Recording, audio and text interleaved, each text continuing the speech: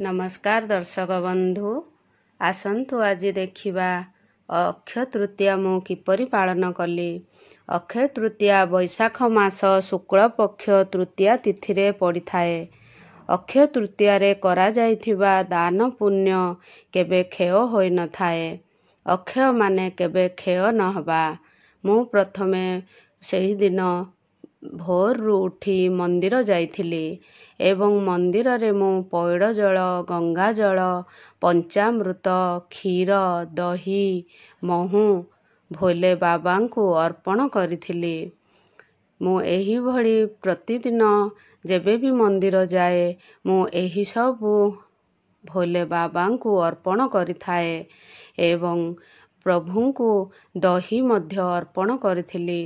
तीनोटी जाँला कदली मते मिलिथिला। सेई तीनोटी जाँला कदली मध्य मु अर्पण करथिली।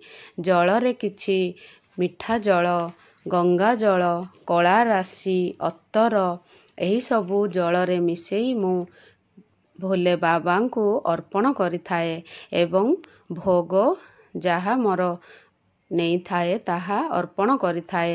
शिव मंदिर रो भोग केबे घर को अणा जाए नाही, ताकू समस्तन को बंटा जाय थाए एवं घर को केवल पादुका एवं गोटे भोग अणा जाय थाए। सेही दिन मु जोता छता बिंछणा गरीब एवं ब्राह्मण को दान करिबा पाई आनिथिली। प्रति वर्ष मु जोता छता बिंछणा दान करिबा सहित अन्यान्य द्रव्य दान करिथाए। दानर पुण्य मिली थाए तेणु मु ए सबु दान करिथाए। गोमाता को सेही दिन अक्षय तृतीया दिन सेवा करिबा पूजा करिबा द्वारा पुण्य एवं सौभाग्य मिली थाए। मांकर दर्जा गोमाता को दिया जाय अछि। सबु देवादेवी गोमाता मुखमंडल रे वास करती। घरर प्रथम रुटी गोमाता को दिया जाय थाए। गोमाता होचंती माँ सुरभि समुद्र मंथन रु कामधेनु रूपे प्रकट होइथिले। 33 कोटी देवादेवी एवं विभिन्न धर्म स्थान तांको शरीर रे स्थान पाइचंती। तांको गोबर रे गोमूत्र रे लक्ष्मी एवं माँ गंगा वास करती एवं माँ पार्वती गोमाता को अभिशाप देइथिले जे तू मते मिछ कहिलु सेथिपाई आजिठू सबु बेले अइठा खाइबो। सेही दिनठू गोमाता अभिशाप पाई जेते पूजा पाइले मध्य से अइठा खाई थांती। तेणु गोमाता को अक्षय तृतीया दिन आमे जेते पूजा करिबा बहुत पुण्य मिली थाए एवं मु समस्त ठाकुर पूजार सामान जोगाड़ कर देइथिली। सबु सामान जोगाड़ी पूजा करा जाय थाए। पूजा रे बारंबार पूजा स्थान रु उठा जाएनी। पूजा रे ध्यान भंग होई थाए। तेणु मु समस्त पूजा सामग्री फल एकत्रित करी रखी देइची। प्रथमे गोटिए पीढ़ा नहीं गली एवं पीढ़ा उपरे एक वस्त्र बिछे देली एवं कलश निमंते अष्टदल कमल माने 8 पाखुड़ा विशिष्ट पद्म बने देइथिली एवं हलदिया चावल रे करथिली। सेही माटी कलश रे मु प्रथमे गंगा जल तापरे शुद्ध जल पकेइथिली एवं किछि सुना गोमती चक्र कौड़ी दुब हलदिया चावल टिके हलदी पुष्प एवं बास्ना निमंते अत्तर गोलाप जल अगुर एही सबु बास्ना निमंते पका जाय थाए। एही माटीर कलश बहुत ठंडा दे थाए एवं अक्षय तृतीया रे माटीर कलश बसेवा द्वारा आमर सबु कलश रे आवाहन होइथिबा सबु देवादेवी को शीतलता मिली थाए। वरुण देवं को एवं पंचदेवता को शीतलता मिली थाए। गणे नारायणे रुद्रे अंबिके भास्करे पंचदेवताए नमः। पंचदेवता को प्रथमे चंदन सिंदूर हलदी एवं पईता ସବୁ ଅର୍ପଣ କରିଥିଲି ଏବଂ ପଞ୍ଚାମୃତରେ ସ୍ନାନ କରେଇ ଦେଇଥିଲି। କଳସରେ ଆବାହନ ହୋଇଥିବା ଦେବାଦେବୀଙ୍କୁ ଆସ ହେ ପ୍ରଭୁ, ଆସ ହେ ପ୍ରଭୁ, ମୋ କଳସରେ ଆବାହନ ହୁଅ, ଏହିଭଳି ଆବାହନ କରିଥିଲି ଏବଂ ପଦ୍ମପୁଷ୍ପ ଅର୍ପଣ କରିଥିଲି। ସବୁ ଦେବାଦେବୀଙ୍କୁ ପଦ୍ମପୁଷ୍ପ ଅତ୍ୟନ୍ତ ପ୍ରିୟ ହୋଇଥାଏ। ବେଲପତ୍ର, କଳା ଅପରାଜିତା ଏବଂ ଗୋଲାପ ପୁଷ୍ପ ପ୍ରଦାନ କରି ଧୂପ ଦୀପ ପ୍ରଦାନ କରିଥିଲି ଏବଂ ଆସ ପ୍ରଭୁ, ମୋର ଏହି କଳସରେ ବିରାଜମାନ ହୁଅ ଏବଂ ଘଟ ସ୍ତଂ ସ୍ତାଂ ସ୍ଥିର ଭବ। ଏହା ହେଉଛି ଘଟ ସ୍ଥାପନାର ମନ୍ତ୍ର। ଏଇଆ ହେଉଛି ପାଦ ଧୋଇ ଦେଇଥିଲି 5 ଥର ଫୁଲ ଏବଂ ପାଣି ଦେଇ ଏବଂ ଅଖଣ୍ଡ ଜ୍ୟୋତି ଯେତେବେଳେ ପ୍ରଜ୍ୱଳନ କରିବା, ପ୍ରଥମେ ଏକ ଚାମଚରେ କିଛି ଆଳତି କର୍ପୂର ନେଇ ଅଖଣ୍ଡ ଜ୍ୟୋତି ଲଗାଯାଇଥାଏ ଏବଂ ଡାଇରେକ୍ଟ ମାଚିସ୍ ଲଗାଯାଏନି ଏବଂ ଅଖଣ୍ଡ ଜ୍ୟୋତିକୁ ଚନ୍ଦନ, ସିନ୍ଦୁର, ହଳଦୀ, କର୍ପୂର ସବୁ ଦେଇ ମୁଁ ପୂଜା କରିଥିଲି ଏବଂ ସବୁ ଫୁଲ ମଧ୍ୟ ଅର୍ପଣ କରିଥିଲି।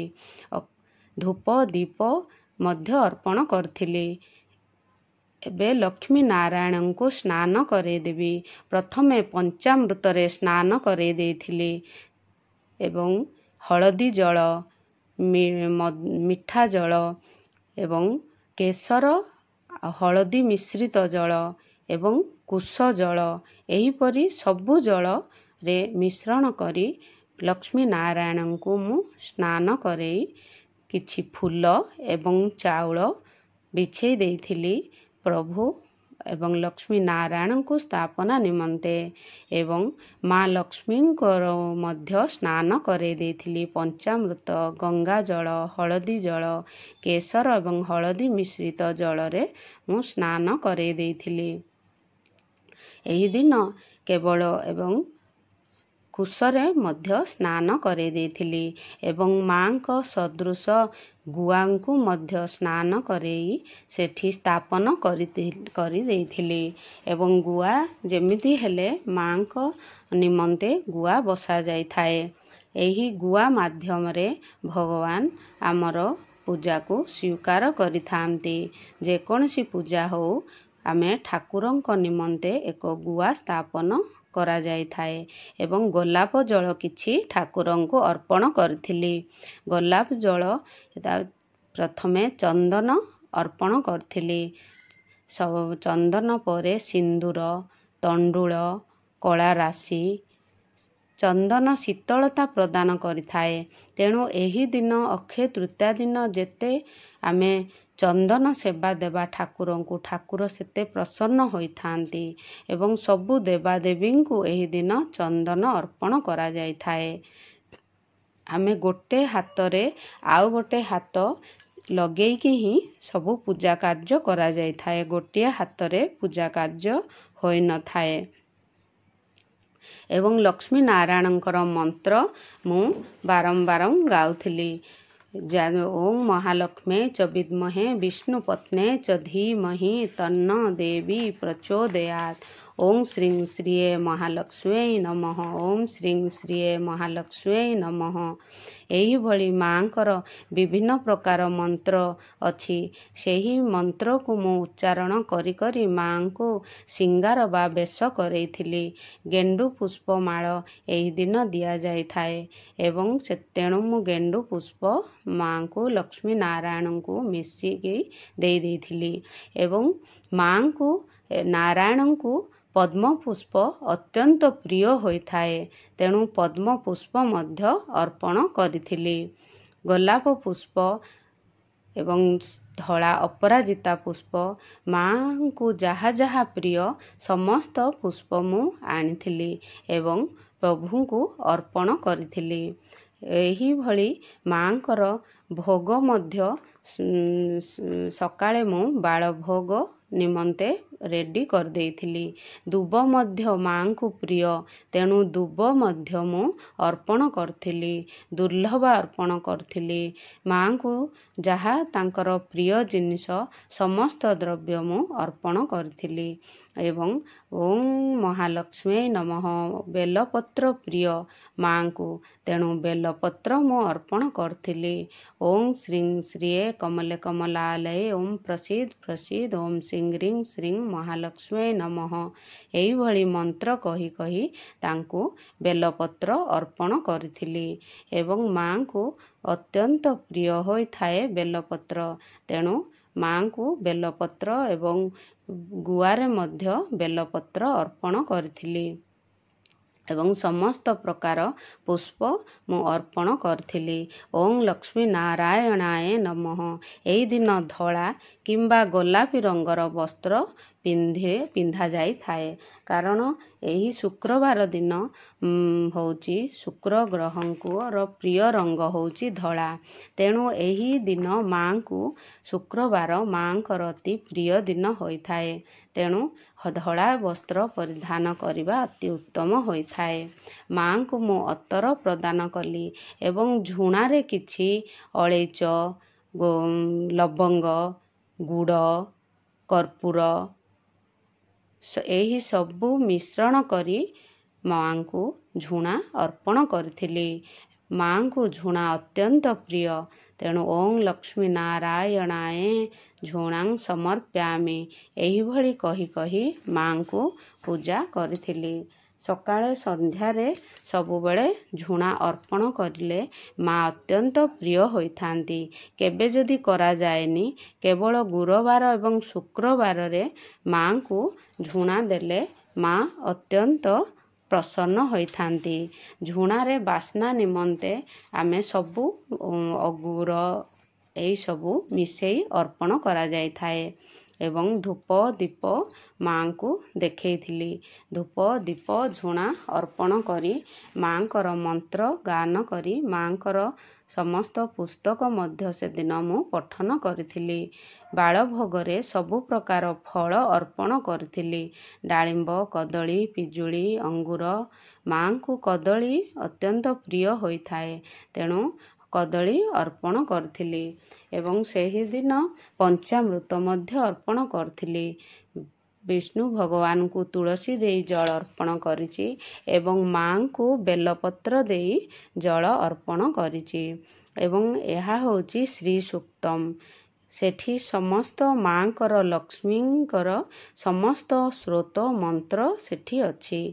ଏବଂ ବାଳଭୋଗ ନିମନ୍ତେ ମୁଁ ଏବେ ଧୂପ ଦୀପ ଅର୍ପଣ କରିବା ପରେ ପ୍ରଭୁଙ୍କୁ ବାଳଭୋଗ ଅର୍ପଣ କରିବି।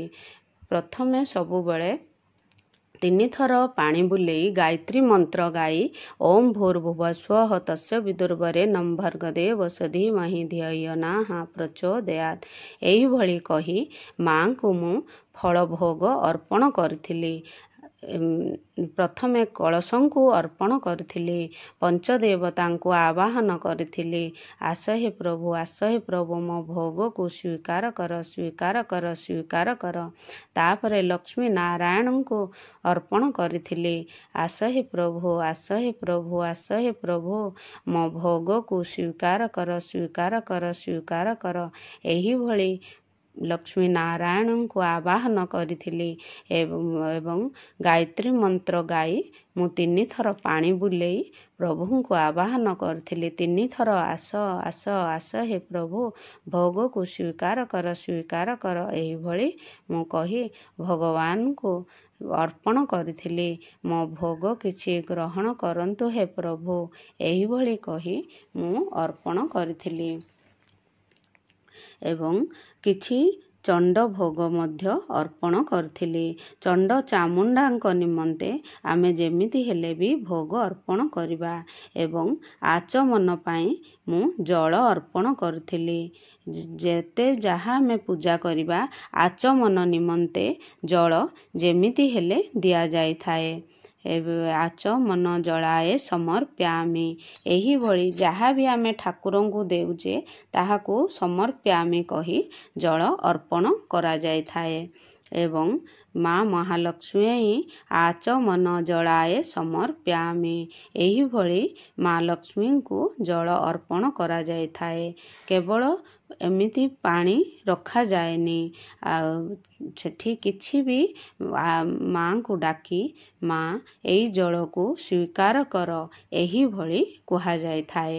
ଯାହା ହେଲେ ବି କିଛି କହି ଭଗବାନଙ୍କୁ ଆବାହନ କରି ଆସନ୍ତୁ ଆସନ୍ତୁ ଏହି ଜଳକୁ ଗ୍ରହଣ କରନ୍ତୁ। ଏହିଭଳି କହିବା ଦ୍ୱାରା ପ୍ରଭୁ ଆମର ମନ କଥା ମୁହଁରେ ଆମେ ଯେତେ ଯାହା କହୁ ଆମେ ଆତ୍ମା ସହିତ ଭକ୍ତି ଭାବରେ ଆମେ ଭଗବାନଙ୍କୁ ଡାକିବା, ଆସନ୍ତୁ ପ୍ରଭୁ ଆସନ୍ତୁ ପ୍ରଭୁ, ନୀରବ ପ୍ରାର୍ଥନା କରି ଭଗବାନଙ୍କୁ ଡାକି ଆମେ ଅର୍ପଣ କରିବା। ଯେ ଏବଂ ସର୍ବଶେଷରେ ମୁଁ ପାନ ଭୋଗ ତାମ୍ବୁଳ, ଯେଉଁଟାକି ବିଡ଼ିଆ ପାନ, ମାଙ୍କୁ ଏବଂ ନାରାୟଣଙ୍କୁ ବହୁତ ପସନ୍ଦ ସେହି ପାନ ଭୋଗ, ସେହି ପାନ ଭୋଗକୁ ମୁଁ ଶେଷରେ ଅର୍ପଣ କରିଥିଲି। ସମସ୍ତ ଭୋଗ ଅର୍ପଣ କରିବା ପରେ ଶେଷରେ ପାନ ଗ୍ରହଣ କରିଥାନ୍ତି। ମାଙ୍କୁ ମଧ୍ୟ ପ୍ରିୟ ଏହି ପାନ ଭୋଗ, ତେଣୁ ସବୁବେଳେ ପୂଜା ଶେଷରେ କିଛି ପାନ ଭୋଗ ଅର୍ପଣ କରାଯାଇଥାଏ, ଯେଉଁଟାକି ବିଡ଼ିଆ ପାନ ବା ତାମ୍ବୁଳ ବୋଲି କୁହାଯାଇଥାଏ। ଏବଂ ଏହି ପ୍ରଭୁ ଆସ ମୋର ଏହି ତାମ୍ବୁଳକୁ ସ୍ୱୀକାର କର, ତାମ୍ବୁଳାଏ ସମର୍ପ୍ୟାମି ଏହିଭଳି କହି ଅର୍ପଣ କରାଯାଇଥାଏ। ଏବଂ କଳସଙ୍କୁ ମଧ୍ୟ ତାମ୍ବୁଳ ଅର୍ପଣ କରିଥାଲି। ହେ ପଞ୍ଚଦେବତା ଆସ, ହେ ପ୍ରଭୁ ତାମ୍ବୁଳାଏ ସମର୍ପ୍ୟାମି ଏହିଭଳି କହି ଅର୍ପଣ କରିଥିଲି। ମଧ୍ୟ ଗରମ ଦିନରେ ଥଣ୍ଡା ପ୍ରଦାନ ପାଇଁ ପଇଡ଼ ଭୋଗ ଆଣିଥିଲି ଏବଂ ପଇଡ଼କୁ ଅର୍ପଣ କରିଥିଲି। ପ୍ରଭୁ ଆସ, ହେ ପ୍ରଭୁ ମୋର ଏହି ପଇଡ଼ ଜଳକୁ ସ୍ୱୀକାର କର ସ୍ୱୀକାର କର ସ୍ୱୀକାର କର ବୋଲି କହିଥିଲି। ଏବଂ ଏହି ପଇଡ଼ ଜଳ ଆମକୁ ପେଟ ଥଣ୍ଡା ରଖିଥାଏ, ତେଣୁ ଏହି ଖରାଦିନ ପ୍ରଭୁଙ୍କୁ ଶୀତଳତା ପ୍ରଦାନ ପାଇଁ ପଇଡ଼ ମୁଁ ଆଣିଥିଲି। ତାପରେ ଆଳତି ଆରମ୍ଭ କରିଥିଲି। ଯେକୌଣସି ପୂଜା ହେଉ ଆଳତି କରିବା ଦ୍ୱାରା ଆମ ପୂଜାର ଯାହା ବି ଭୁଲ ଥାଏ ତାହା କ୍ଷମା ହୋଇଯାଇଥାଏ। ପ୍ରଥମେ କଳସଙ୍କୁ ଆଳତି କରିଥିଲି, ତାପରେ ଲକ୍ଷ୍ମୀ ନାରାୟଣଙ୍କୁ ଆଳତି କରିଥିଲି। ତାଙ୍କ ପାଦରେ 4 ଥର, ନାଭିରେ ଥରେ ଏବଂ ହୃଦୟରେ 3 ଥର ଏବଂ ମୁଖମଣ୍ଡଳରେ 3 ଥର ଏବଂ ପୁରା ଶରୀରରେ 7 ଥର ଆଳତି କରାଯାଇଥାଏ। ଓମ୍ ଜୟ ଲକ୍ଷ୍ମୀ ମାତା ଏହି ଆଳତି ମନ୍ତ୍ର ଗାଇ ମୁଁ ଆଳତି କରିଥିଲି। କିମ୍ବା ଯଦି ଆମେ ଜାଣିନେ ଆଳତି ମନ୍ତ୍ର, ତାହେଲେ ମାଙ୍କର ମନ୍ତ୍ର ଗାଇକି ତାଙ୍କର ଗାୟତ୍ରୀ ମନ୍ତ୍ର କିମ୍ବା ତାଙ୍କର ଛୋଟ ମନ୍ତ୍ର ଓଁ ଶ୍ରୀଂ ଶ୍ରୀ ମହାଲକ୍ଷ୍ମୀ ନମଃ ଏହିଭଳି କହି ମଧ୍ୟ ଆମେ ଆଳତି ଅର୍ପଣ କରିବା। ଏବଂ ପାଖରେ ଯେତେ ସବୁ ଦେବାଦେବୀ ଥିବେ ସବୁ ଦେବାଦେବୀଙ୍କୁ ମଧ୍ୟ ଆଳତି ଅର୍ପଣ କରିବା। ଏବଂ ମାଙ୍କର ଯେଉଁ ସ୍ତୁତି ଅଛନ୍ତି, ସ୍ତୁତିରେ ମଧ୍ୟ ମା ଅଛନ୍ତି, ସେହି ସ୍ତୁତିଙ୍କୁ ମଧ୍ୟ ଆମେ ଆଳତି ଅର୍ପଣ କରିବା। ଏବଂ ସ୍ତୁତିରେ ଯାହା ବି ଆମେ ପଠନ କରିବା ତାହା ଉଚ୍ଚାରଣ କରି କରି ମଧ୍ୟ ଆମେ ମନ୍ତ୍ର ଗାଇ ଗାଇ ମାଙ୍କୁ ଆଳତି କରିବା। ଏହା ହେଉଛି ବିଧାନ ମାଙ୍କୁ ଆଳତି ଦେଖେଇବାର। ଏମିତି ଏହା ଠାକୁରଙ୍କୁ ଆଳତି ଏମିତି ଦେଖାଯାଇଥାଏ। ଆଳତି କଲା ପରେ ଆଳତି 3 ଥର ଠାକୁରଙ୍କୁ ଦେଖାଯାଏ। ଏହା ହେଉଛି ଆଳତି ଦେବାର ବିଧାନ। ତାପରେ କିଛି ପାଣି ନେଇ ଆଳତିରେ ମୁଁ ବୁଲେଇ ମାଙ୍କୁ ଫୁଲରେ ଆଳତି ସମର୍ପଣ କଲି ଏବଂ ଘଣ୍ଟିକୁ ମଧ୍ୟ ଆଳତି ଦେଇଦେଲି ଏବଂ ନିଜେ ମଧ୍ୟ 3 ଥର ଲଗେଇଲି ଏବଂ ଶଙ୍ଖା ସିନ୍ଦୁର ବଜ୍ର ରହୁ ବୋଲି କହିଥିଲି ଏବଂ ନାଭିରେ, ହୃଦୟରେ, ବାହୁରେ ଏମିତି ଲଗାଯାଇଥାଏ। ଏବଂ ମାଙ୍କୁ ଗରମ ଲାଗିଥିବ ଏହା ଭାବି ମୁଁ ପୋଛି ଦେଇଥିଲି ଏବଂ ବିଞ୍ଛି ଦେଇଥିଲି ଏବଂ ମୋର ବିଞ୍ଛଣା ବିଞ୍ଚୁଛି ମୋତେ ସ୍ୱୀକାର କର ଏହିଭଳି ପ୍ରାର୍ଥନା କରିଥିଲି। ଏବଂ ମୁଁ ଏବେ ଚନ୍ଦନ ଘୋରୁଛି। ପ୍ରଭୁ ବାଲ ଗୋପାଳଙ୍କ ପାଇଁ ଚନ୍ଦନ ଘୋରୁଛି। ଏହି ଅକ୍ଷୟ ତୃତୀୟାରେ ଏବଂ ଏଇଟା ହେଉଛି ଜାଇଫଳ। ଜାଇଫଳ ଶରୀର ପାଇଁ ଅତ୍ୟନ୍ତ ଥଣ୍ଡା ଦେଇଥାଏ। ତେଣୁ ଏହି ଜାଇଫଳ ମୁଁ ଠାକୁରଙ୍କ ନିମନ୍ତେ ଘର୍ଷଣ କରୁଛି ଏବଂ କିଛି ଷ୍ଟାର ବନେଇ ମୁଁ ପ୍ରଭୁଙ୍କ ସ୍ନାନ ନିମନ୍ତେ ପ୍ରସ୍ତୁତ କରିଛି। କିଛି ଜାଇଫଳ, ଚନ୍ଦନ, କର୍ପୂର, ହଳଦୀ ଏଇସବୁ ମିଶେଇଥାଏ। ଏଗୁଡ଼ିକ ଶରୀରକୁ ଥଣ୍ଡା ଦେଇଥାଏ। କାହ୍ନାଙ୍କୁ ମୁଁ ସବୁବେଳେ ଏମିତି ବୁଲେଇ ଦେଇଥାଏ। ରୁମ୍ରେ ମଧ୍ୟ ଟିକେ ବୁଲେଇ ଦେଇଥାଏ ଯେ କାହ୍ନା ଟିକେ ଝୁଲନ୍ତୁ। କାହ୍ନା ଲୋରି ମଧ୍ୟ ଆମେ ଗାଇପାରିବା କାହ୍ନାଙ୍କ ନିମନ୍ତେ। ଏହିଭଳି କାହ୍ନାଙ୍କୁ ମୁଁ ସବୁବେଳେ ଖେଳେଇଥାଏ, ଝୁଲେଇଥାଏ। ଆସ କାହ୍ନା, ଆସ କାହ୍ନା, ବସ। ଶ୍ରୀ କୁଞ୍ଜ ବିହାରୀ, ଶ୍ରୀ ହରିଦାସ ଏହିଭଳି ଠାକୁରଙ୍କ ନାଁ କହିଥାଏ। ଏହା ହେଉଛି ଦକ୍ଷିଣବର୍ତ୍ତୀ ଶଙ୍ଖ। ଏହି ଶଙ୍ଖରେ ସ୍ନାନ କରାଯାଇଥାଏ। ତାପରେ କ୍ଷୀର ପଞ୍ଚାମୃତରେ ଠାକୁରଙ୍କୁ ସ୍ନାନ କରେଇ ଦେଇଥିଲି। ପୁଣି ଥରେ ଦକ୍ଷିଣବର୍ତ୍ତୀ ଶଙ୍ଖରେ ସ୍ନାନ କରେଇଥିଲି। ମଝିରେ ମଝିରେ ଶୁଦ୍ଧ ଜଳ ଏବଂ କ୍ଷୀର ଏମିତି କ୍ଷୀର ଦିଆହେବ। ପୁଣି ଥରେ ଶୁଦ୍ଧ ଜଳ, ହଳଦୀ ଜଳ, ପୁଣି ଥରେ ଶୁଦ୍ଧ ଜଳ ଏହିପରି ସ୍ନାନ କରାଯାଇଥାଏ। ଏବଂ ଏହି ଗରମରୁ ରକ୍ଷା ପାଇବା ପାଇଁ ଅକ୍ଷୟ ତୃତୀୟା ଦିନ ପ୍ରଭୁଙ୍କୁ ସିଙ୍ଗାର କରାଯାଇଥାଏ। ଚନ୍ଦନର ସିଙ୍ଗାର କରାଯାଇଥାଏ। ପ୍ରଭୁଙ୍କୁ ଚନ୍ଦନ ଅତ୍ୟନ୍ତ ପ୍ରିୟ। ତେଣୁ ପ୍ରଭୁଙ୍କୁ ହଳଦୀ ମଧ୍ୟ ଶରୀରକୁ ଥଣ୍ଡା ରଖିଥାଏ। ତେଣୁ ହଳଦୀରେ ସ୍ନାନ କରା ମଧ୍ୟ ଯାଇଥାଏ। ହଳଦୀ ଜଳ ପ୍ରଭୁଙ୍କୁ ଅତ୍ୟନ୍ତ ପ୍ରିୟ ହୋଇଥାଏ। ହଳଦୀରେ ଯଦି ଆମେ ଲଡ଼ୁ ଗୋପାଳଙ୍କୁ ଭଲରେ ମାଲିସ କରି ଘଷିଦେବା ତାହେଲେ ବିଗ୍ରହ ବହୁତ କାହ୍ନାଙ୍କ ବିଗ୍ରହ ଭଲ ସାଇନିଂ ମାରିଥାଏ ଏବଂ କଳା ପଡ଼ିନଥାଏ। ବହୁତ ଜଣଙ୍କର କଳା ପଡ଼ିଯାଇଥାଏ। କିନ୍ତୁ ହଳଦୀରେ ସବୁବେଳେ ଗାଧେଇକି ହଳଦୀରେ ମାଲିସ କରିବା ଦ୍ୱାରା ତାହା ଆଉ କିଛି ହୋଇନଥାଏ, କଳା ପଡ଼ିନଥାଏ। ଏବଂ ଶୁଦ୍ଧ ଜଳରେ ପୁଣି ଥରେ ସ୍ନାନ କରେଇ ମୁଁ କାହ୍ନାଙ୍କୁ ସଫା ବସ୍ତ୍ରକୁ ଧରିକି ଫେର ଆସି ଗାଧୁଆ ବସ୍ତ୍ରକୁ ବାହାର କରିଦେଉଛି ଏବଂ ଭଲ ଭାବରେ ଏକ ସଫା ବସ୍ତ୍ରରେ କାହ୍ନାଙ୍କୁ ଭଲରେ ପୋଛିଦେବି। ପୋଛିବା ଦ୍ୱାରା ବିଗ୍ରହ କଳା ପଡ଼ିନଥାଏ। ଯଦି ପିତ୍ତଳ ବିଗ୍ରହରେ ଟିକେ ବି ପାଣି ରହିଯାଏ ତାହେଲେ କଳା ପଡ଼ିଯାଇଥାଏ। ତେଣୁ ଭଲ ଭାବରେ ପୋଛିବା ଦ୍ୱାରା ଆଉ କଳା ପଡ଼ିନଥାଏ ଏବଂ ପାଣି ପୁରା ପୋଛି ହୋଇଯାଇଥାଏ। ଏହାପରେ ମୁଁ ଠାକୁରଙ୍କୁ ଚନ୍ଦନ ଲେପନ କରେଇବି। ଏହି ଚନ୍ଦନ ପ୍ରଥମେ ଗୋଲାପ ଜଳ କିଛି ଅର୍ପଣ କଲି। ଗୋଲାପ ଜଳ ଦ୍ୱାରା ପ୍ରଭୁଙ୍କୁ ବାସ୍ନା ମିଳିଥାଏ ଏବଂ ବାସ୍ନା ପ୍ରଭୁଙ୍କୁ ଅତ୍ୟନ୍ତ ପ୍ରିୟ ହୋଇଥାଏ।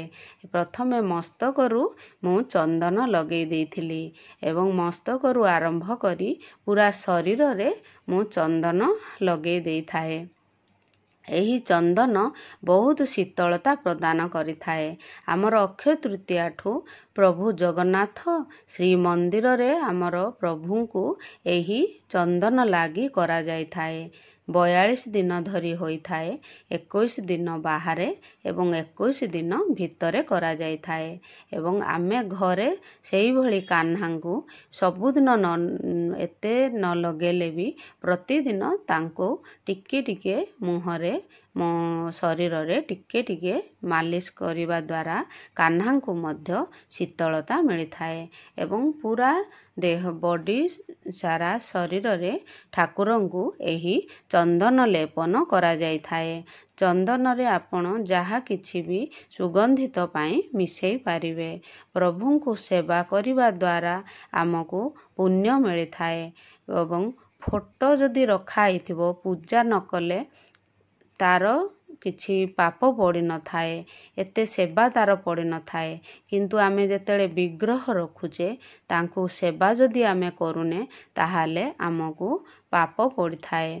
ଏବଂ ପ୍ରଭୁଙ୍କୁ ମୁଁ ଶୃଙ୍ଗାର କରିଦେଇଥିଲି ବିନ୍ଦୁରେ।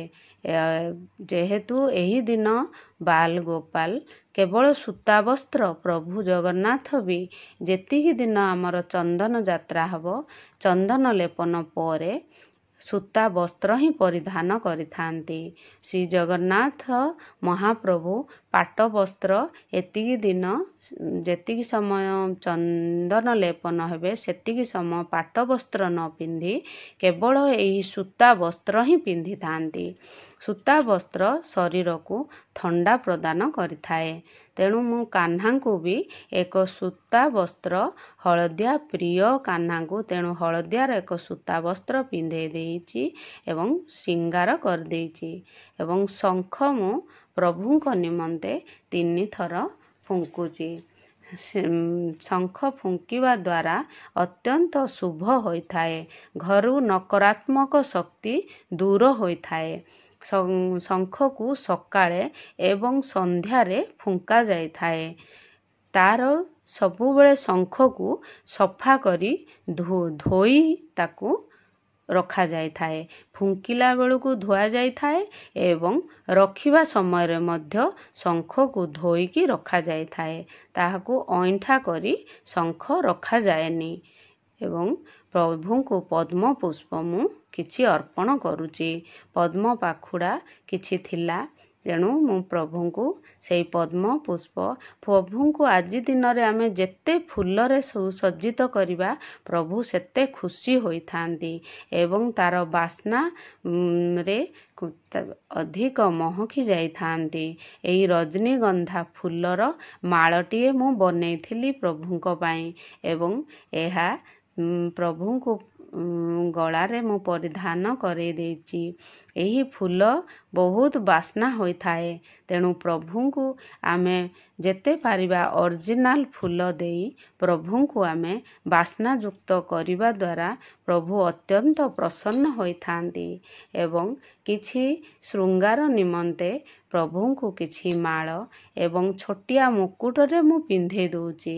କାହିଁକି ଚନ୍ଦନ ଲଗେଇଛନ୍ତି, ତେଣୁ ଛୋଟିଆ ମୁକୁଟ ଏବଂ ତୁଳସୀ ବିନା କେବେ ପ୍ରଭୁଙ୍କର ପୂଜା ହୋଇନଥାଏ। ତେଣୁ ତୁଳସୀ ମୟୂର ପୁଚ୍ଛ ଲଗେଇଦେଲି ଏବଂ ଦର୍ପଣ ଦେଖେଇଲି। ପ୍ରଭୁ ଦେଖନ୍ତୁ, ଆପଣଙ୍କର ଭକ୍ତ ଆପଣଙ୍କୁ କିପରି ସଜେଇଛି, ଆପଣଙ୍କୁ ଏହି ଶୃଙ୍ଗାର ଭଲ ଲାଗୁଛି ନା ନାହିଁ, ଏହି ଭାବନା ନେଇ ଦର୍ପଣ ଦେଖାଯାଇଥାଏ।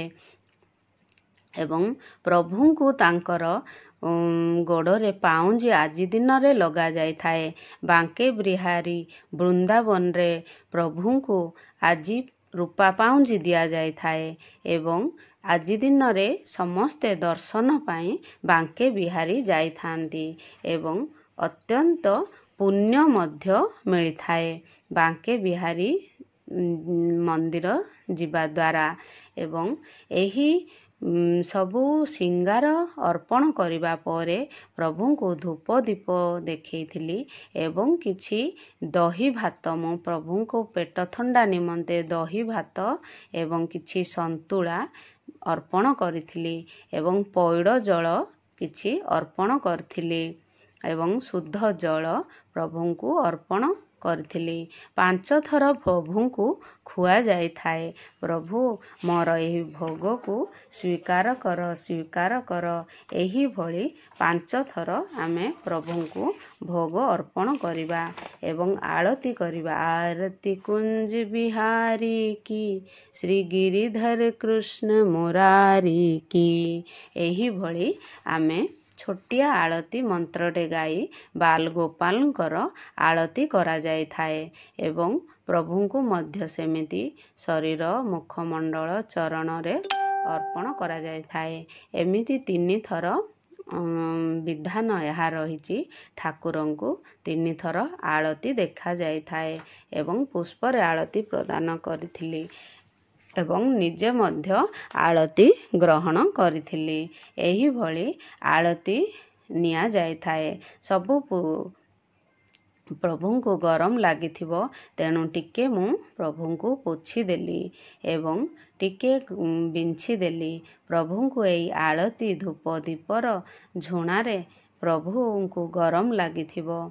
ଏବଂ ମୁଁ ଆସିଥିଲି କିଛି ପ୍ରଭୁଙ୍କ ନିମନ୍ତେ କ୍ଷୀରି ବନେଇବା ପାଇଁ।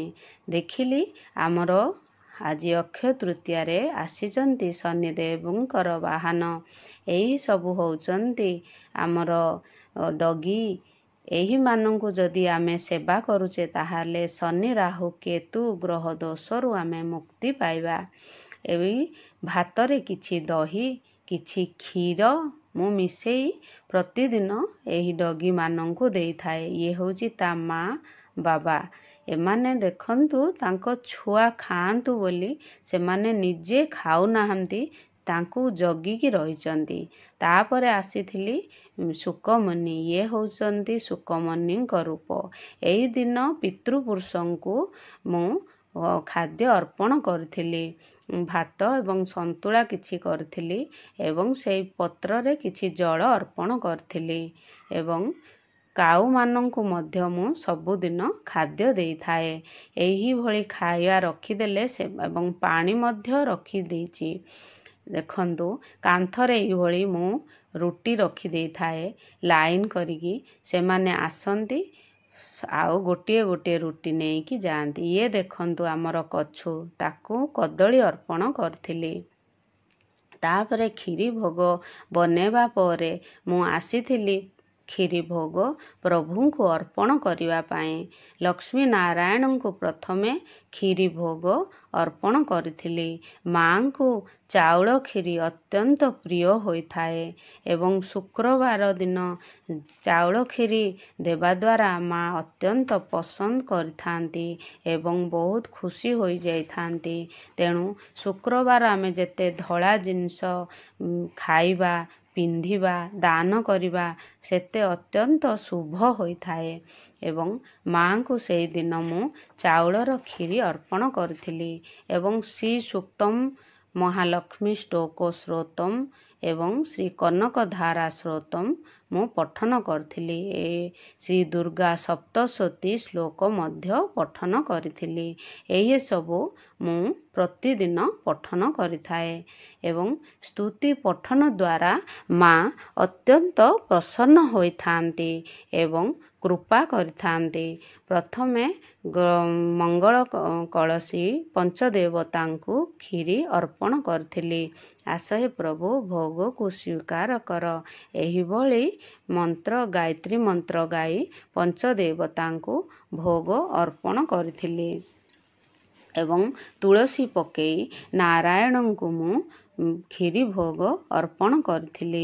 ଆସ ହେ ପ୍ରଭୁ ମୋ ଭୋଗକୁ ସ୍ୱୀକାର କର। ଓಂ ନମୋ ଭଗବତେ ବାସୁଦେବାୟ। ଓಂ ନମୋ ଭଗବତେ ବାସୁଦେବାୟ। ଓಂ କ୍ଲିଂ କ୍ଲିଷ୍ଣାୟ ନମଃ। ଓಂ ନମୋ ନାରାୟଣାୟ ନମଃ। ଏବେ ମାଙ୍କୁ ବେଲପତ୍ର ଦେଇ କ୍ଷୀରି ଅର୍ପଣ କରିଛି। ଓಂ ଶ୍ରୀ ଶ୍ରୀ ମହାଲକ୍ଷ୍ମୀ ନମଃ। ଏହା ହେଉଛି ଅତି ସହଜ ମନ୍ତ୍ର। ଆସ ହେ ମା ଭୋଗକୁ ସ୍ୱୀକାର କର। ତାପରେ ଚଣ୍ଡ ଭୋଗ କିଛି ଅର୍ପଣ କରିଥିଲି ଏବଂ ଆଳତି କରିଥିଲି। ସବୁବେଳେ ପ୍ରଥମେ କଳସୀକୁ ଆଳତି କରାଯାଇଥାଏ। ପଞ୍ଚଦେବତାଏ ଆଳତି ସମର୍ପୟାମି। ତାପରେ ଲକ୍ଷ୍ମୀ ନାରାୟଣଙ୍କୁ ଆଳତି କରାଯାଇଥାଏ। ଆଳତିରେ ଆମେ କର୍ପୂର ଗୌରମ୍ କରୁଣାବତାରମ୍ ସଂସାର ସାରଂ ଭୁଜଗେନ୍ଦ୍ରହାରମ୍ ସଦା ବସନ୍ତଂ ହୃଦୟାରବିନ୍ଦେ ଭବଂ ଭବାନୀ ସହିତଂ ନମାମି। ଏହି ଆଳତି ମନ୍ତ୍ର ଆମେ ସବୁ ଦେବାଦେବୀଙ୍କ ପାଇଁ ଏହା ଗାଇପାରିବା। ଏହା ଆଳତି କଲାବେଳକୁ ଗାଇଥାନ୍ତି ଏବଂ ଠାକୁରଙ୍କୁ ଏହିଭଳି ଆଳତି ବୁଲେଇବା ପରେ ଏହିଭଳି ଆଳତି ଦିଆଯାଇଥାଏ ଏବଂ କିଛି ଫୁଲରେ ମାଙ୍କୁ ଆଳତିରେ ଗରମ ଲାଗିଥିବ ବୋଲି ଟିକେ ପାଣି ଛିଞ୍ଚି, ତାପ ନ ଲାଗୁ ବୋଲି ପାଣି ଛିଞ୍ଚି ଦେଇ ଆଳତିରେ ଫୁଲରେ ଆଳତି ଅର୍ପଣ କରି ନିଜେ ମାଙ୍କର ଆଳତି ମୁଁ ନେଇଥିଲି ଏବଂ ପ୍ରଭୁଙ୍କୁ ଗରମ ଲାଗିଥିବ, ଝାଳ ହେଇଥିବ ଭାବି ଟିକେ ପୋଛି ଦେଇଥିଲି ଏବଂ ଟିକେ ବିଞ୍ଚି ଦେଇଥିଲି। ଏହିଭଳି ଲକ୍ଷ୍ମୀ ନାରାୟଣଙ୍କୁ ମୁଁ ଅକ୍ଷୟ ତୃତୀୟା ଦିନ ତାଙ୍କୁ ସେବା ଯେତିକି ମୋର ସାମର୍ଥ୍ୟ ଅନୁସାରେ ମୁଁ ଭୋଗ ବନେଇ ପ୍ରଭୁଙ୍କୁ ଡାକିଥିଲି। ପ୍ରଭୁଙ୍କର କାର୍ଯ୍ୟ ସରିବା ପରେ ଲଡ଼ୁ ଗୋପାଳଙ୍କୁ ମଧ୍ୟ କ୍ଷୀରି, କ୍ଷୀର ଏବଂ ଜଳ ଅର୍ପଣ କରିଥିଲି। ପ୍ରଭୁଙ୍କୁ 56 ଭୋଗ ବି ଆମେ ଦେଉନା କାହିଁକି? ପ୍ରଭୁଙ୍କର ଯଦି ତୁଳସୀ ପଡ଼ିନି ପ୍ରଭୁ କେବେ ବି ଭୋଗ ସ୍ୱୀକାର କରନ୍ତି ନାହିଁ। ତେଣୁ ପ୍ରଭୁଙ୍କୁ ତୁଳସୀ ପକେଇ ମୁଁ କ୍ଷୀରି ଅର୍ପଣ କରିଥିଲି ଏବଂ 5 ଥର ମୁଁ ଅତି କମରେ ଆମେ 5 ଥର ପ୍ରଭୁଙ୍କୁ ଖୁଏଇଦେବା। କାହିଁକି? ସେ ବାଳ ସ୍ୱରୂପ ଛୋଟ ଗୋପାଳ। ଯେମିତି ଆମେ ଆମ ନିଜ ଛୁଆକୁ ଖୁଅଉଛେ ସେମିତି ଆମେ ଠାକୁରଙ୍କୁ ମଧ୍ୟ ଖୁଏଇବା। ଭୋଗ ରଖିକି ଆମେ କେବେ ବି ଯିବାନି। ଭୋଗ କରିବା ପରେ ଠାକୁରଙ୍କୁ ଟିକେ ଖୁଏଇ ଦେବା। ପ୍ରଭୁ ଏ ଭକ୍ତର ଭୋଗକୁ ସ୍ୱୀକାର କର ଏବଂ କିଛି ଜଳ ଆମେ ଆଚମନ ପାଇଁ ଜଳ ପିଏଇ ଦେବା ଏବଂ ଧୂପ ଦୀପ କିଛି ଅର୍ପଣ କରିବା।